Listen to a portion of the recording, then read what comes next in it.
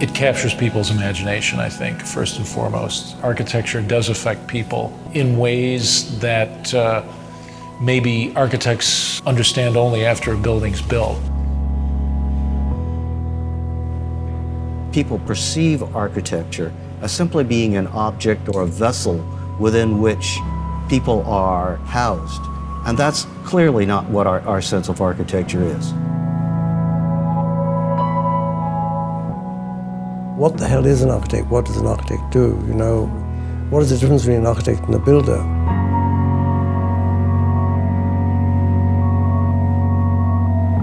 We concretize the world. We take human activities and we make manifest the physical structures that accommodate all manner of human activity.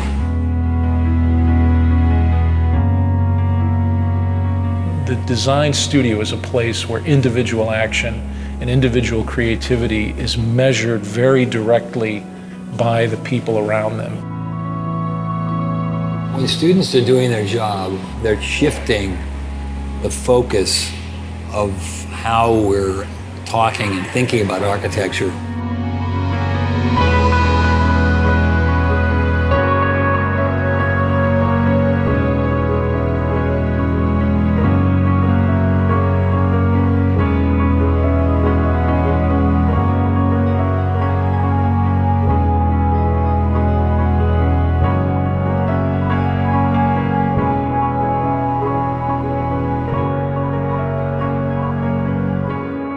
Before you kind of come to architecture school, you sort of have this idea about objects and things like that, and then once you get here, it becomes all about space and all about occupation. And people sort of see a lot, architecture sort of sculpturally, and there's a point at which you stop dealing with objects, sort of things to stare at, and you start dealing with occupation. I have a lot of friends who find it really hard to understand like my schedule here and how we function here and being here at strange hours of the day and working environment and what studio space is like. And the way of working too, Yeah. That's really important. Yeah. So, and also the idea of being critiqued. Like being critiqued is it's a foreign concept really, to a really business foreign student. Concept. Yeah. The design studio is a place where students have to perform on their own. They have to create something from their own imagination. They have to create something in response to a set of problems that are either given to them or they have to even invent the problem.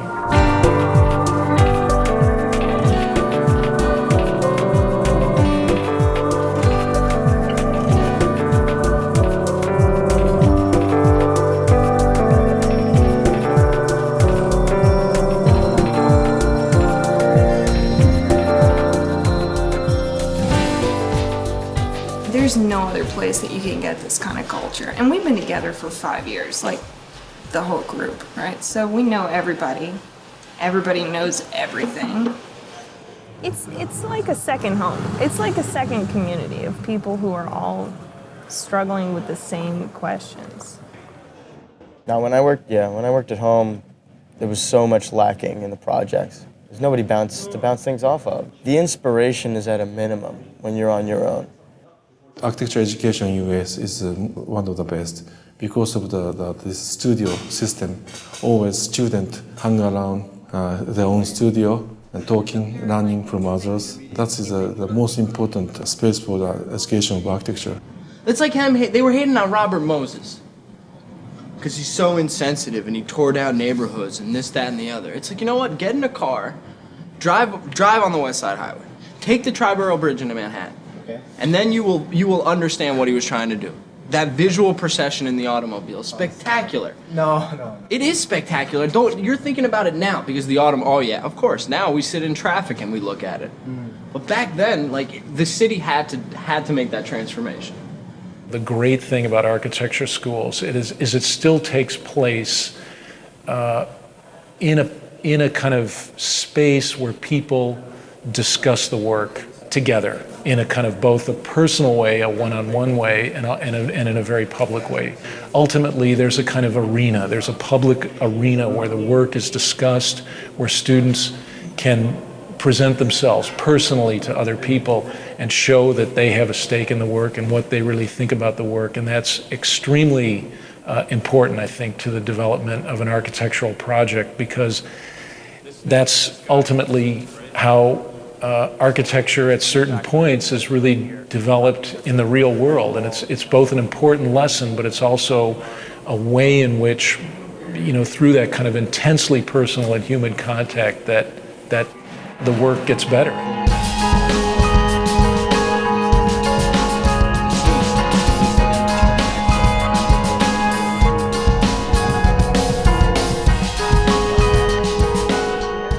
I think a lot of the culture of studio happens at the most random times, like the most random hours. I hope that, yes. I think the humor adds another level of energy, that you can bring. So you got moments where, we're all like joking around and we're doing the work and we're joking and we're vibing and whatever. Some guy will come in here like, well, that's why you guys don't get any work done because you're always doing the shit. And you're like, you. Go and do your project then and live in your little world by yourself. Because the humor brings the interaction and the interaction brings the energy and the energy creates an output between everybody, that we can all feed off of. Don't forget, Dave, the boss. Everyone stays late, everyone's hanging out and smoking cigarettes and drinking a lot of coffee and not really necessarily at your desk drawing or whatever. Architecture school is a really strange, specific environment. You can't possibly put that much work into something, like hours and hours on, one drawing or whatever, and make it be productive. You could tell an architect that it's due tomorrow and they'll put in the 12 hours and it might actually look the same as if they spent a whole week on it, I should have gone home earlier than I did because I just every 5 minutes I would take a little bit of glue and put it somewhere and then stop and figure out what the hell it is that I just did and then start over again. So I have this terrible thing that happens to me that I call the design high, where I can't fall asleep because I can't stop thinking about my project. And it's I get home and the whole walk home I'm exhausted. And as soon as I brush my teeth and wash my face and get into bed, I need to go back to studio. Your health is kind of put on hold to make room for your ideas. Architects are masochists in some ways. You're in there to all hours of the night. You're cutting yourself at 3 o'clock in the morning. You're rushing to the hospital to get stitched. I mean, you're putting these models together that you're tearing apart and then putting them together again. And then you're going through this iterative process of evaluation that is incredibly personal, but yet also very public. And you're constantly putting yourself on display, opening yourself up to attack and criticism. I mean, it's intense. Why would you subject yourself to that and put yourself through that if you didn't love it?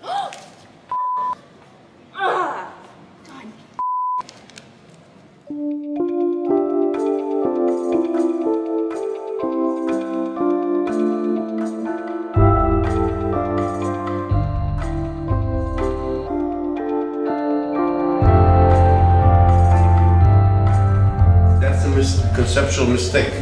A structural system does not separate between each unit. Usually the span of structure encompasses 3 or 4 units, or maybe more. Well, I understand, but I don't see why that has to necessarily be the case, especially. It necessarily be this case. It has to be this case. I understand that I don't have to, but I think it's important for the, It's for wrong. the resolution. It's fine. It's wrong. Why is it wrong? Tell us why it's wrong. Economically. It's not wrong. Systems. We could critique his whole project in terms of the economy. But you've done. Basically, they're these walls, Dan. In terms of his diagram. Yeah.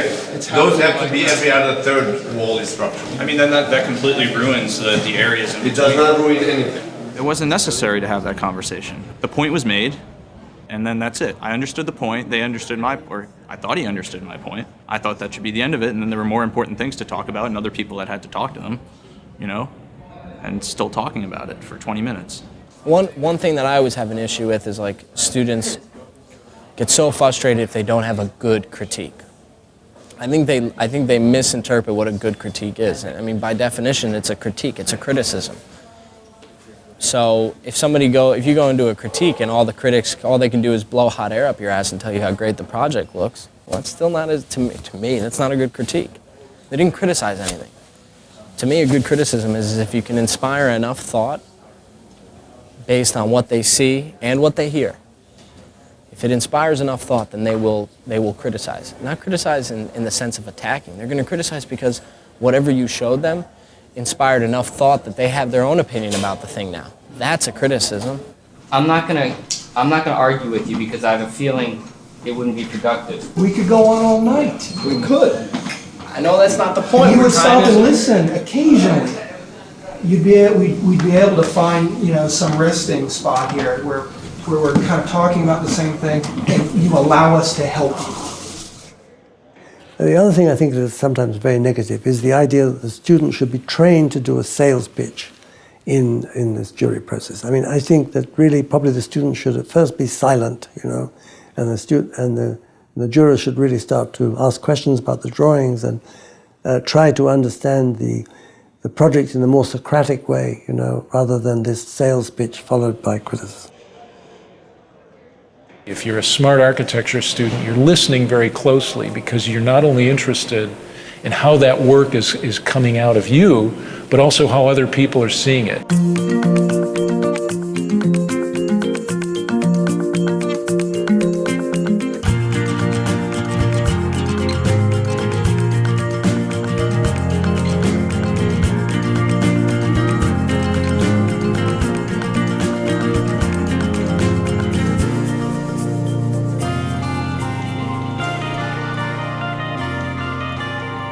The best architects, in my view, are the ones who bring a coherent view of the world to design. Those are the folks that become the best architects in the sense that they're the ones that progress the profession, innovate, create new ideas.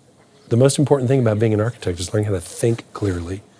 You have to be able to think clearly to practice architecture. There's a tendency to see people as singular. If you're artistic, you're not practical.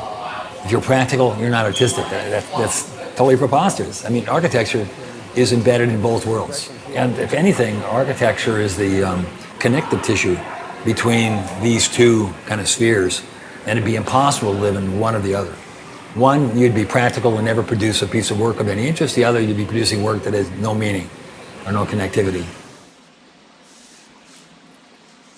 I think design requires a certain kind of smartness that holds those schizophrenic views simultaneously in one's thinking. Even as a young person, you know whether you can do that. And as you mature, it's quite rewarding to have those opposing views in your mind at all times.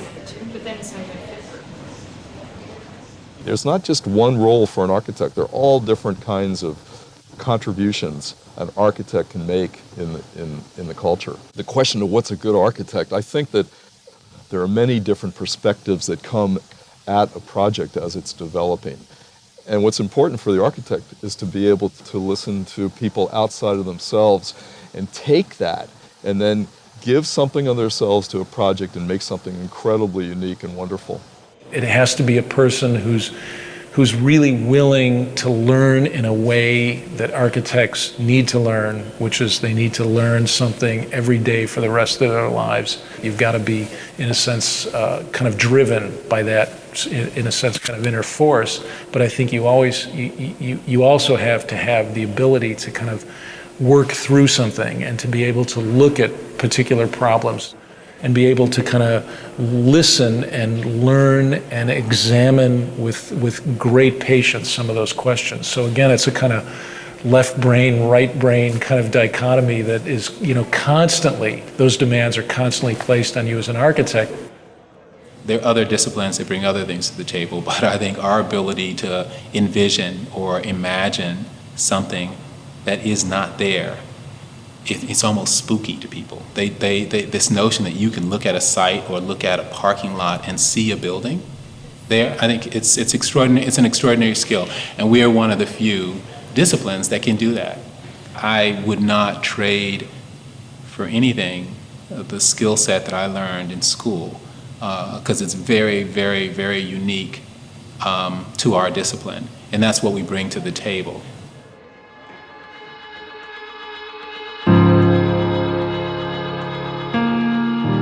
I don't believe schools of architecture, either historically or today, have particularly prepared young architects for the realities of architectural practice. Again, referring to this notion of a safe space where one can fail, where one can push the envelope in a sense. I think the academy always needs to be that. In a certain sense, you're a bit freer of the constraints of the real world. We need to understand that those constraints also have to be brought into the academy so students can begin dealing with them and dealing with them in an inventive and creative way.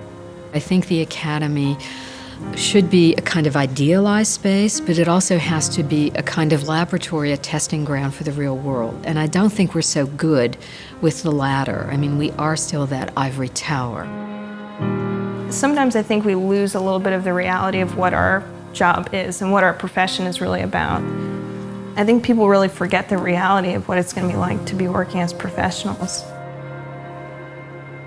Architecture school is really unique because it's probably the only time that many of architecture students get to work on their own projects, because after that architecture is basically a service industry. I think that the profession is a lot different from the education in that you never work alone. It's hard to design an entire building by yourself. There's always other people that you have to network with or design with or consult. That collaboration is not usually present in school, which is a good thing and a bad thing, because during school you're trying to develop your own sort of way of working. You're very fast and you always predicting what I'm going to say. Their education is not preparing them to become kind of architects in the full sense of the word architect, being both poets and practitioners. They are wonderful, they're talented, they're smart. The tragedy is that the students are not sufficiently prepared to be independent thinkers. They either function at the poetic level or they function at the pragmatic level. The two shall never meet. So we have to kind of help them put those two together. Do like a series of overlays where you'd start to see like if there's different spaces like this, how they would interact. So the walls are they're retaining walls. They're retaining earth. They're retaining memories. It's like an earthwork, yeah. But like if you give me a word like that, we can respond to it, right? Let me ask you, why are they working just to put these things? They're making things. Yeah. Right? And they're making things because they want to create something of value, right? Mm-hmm. Why do they just want to put it in storage? Do I think I might not be an architect? Sure. The likelihood that I work in an office after I graduate is pretty high, though. I don't think that people have to be stuck there for like 3 years and then get their license and then they do their own stuff. I want to start doing my own stuff and work in an office. I look forward to seeing what's going to happen. I'm excited to see what my signature ends up being. I want to teach and I want to write and I want to work for a firm that will let me do all of these things. I want to get some experience in a larger firm to see how they work and see how they operate. Do that, and then hopefully the long-term goal is to, start my own practice. The remarkable thing to me is how optimistic students of architecture are, how they sustain that optimism. And again, it's almost a bit like an actor or actress, that they still cherish that belief that they're going to break out of the chorus line in some way, even though the reality, as it is on Broadway, is very, very different. In part, it could be how they very quickly imbibe this notion of the star architect and this belief that, against all odds, that they might be able to make it. Well, today I think a lot of people, when they think of architecture, they think of architects. They think of the handful of brand name architects that they might have heard of, which to me is rather limiting. People only know Frank Gehry, I mean, there's other architects out there that are doing better work, greater work, more important work than Gehry. The problem is that the way we teach architecture right now is we sort of train everybody to do that exact same thing. The whole sort of pedagogical model right now is around creating the next generation of star architects. That's actually a flawed model. For many years, everyone wanted to be like Frank Gehry. They wanted to create great sculptures in the landscape. Whether those sculptures worked or not was largely irrelevant. The ability to use aerospace engineering to come up with forms that hadn't been built before was considered to be a primary task of someone coming out of school. That's over. That's over.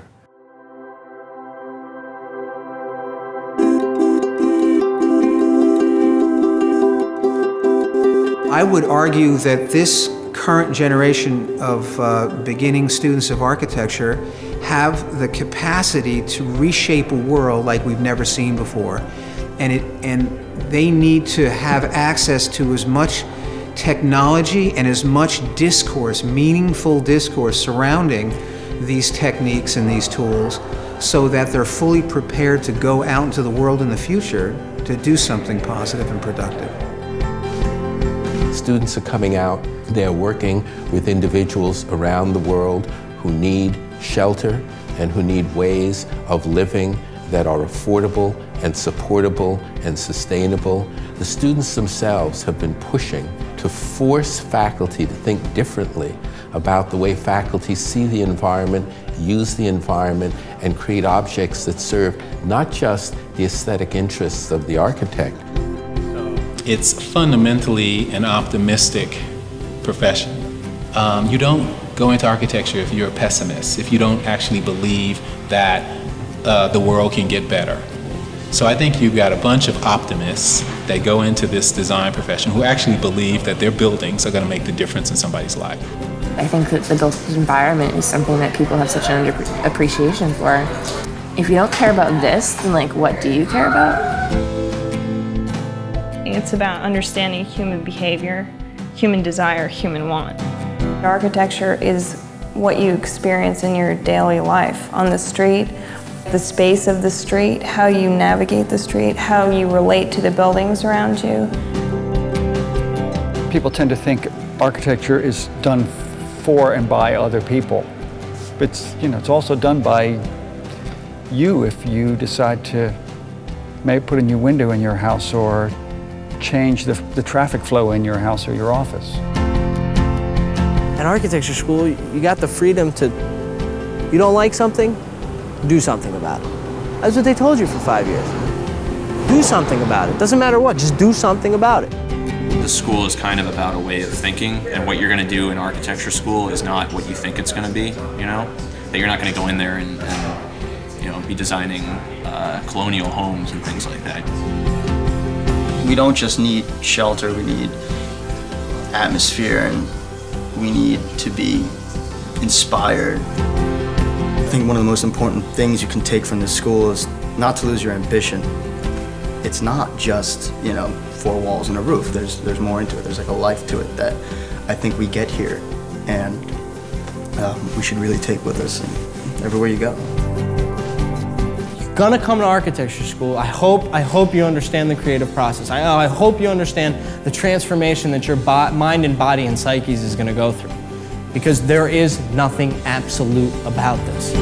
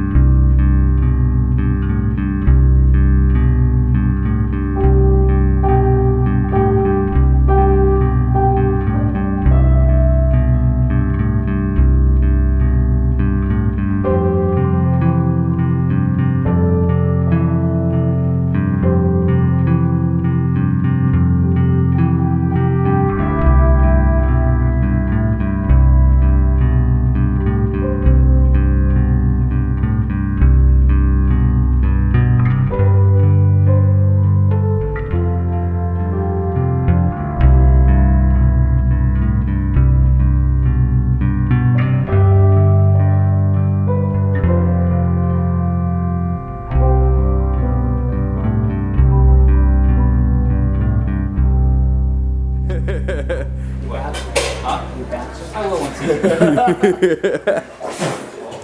do you think about that, Mr. Doc Boy? Yeah, making a movie, huh? Right. Yeah, sure you are. Yo, where did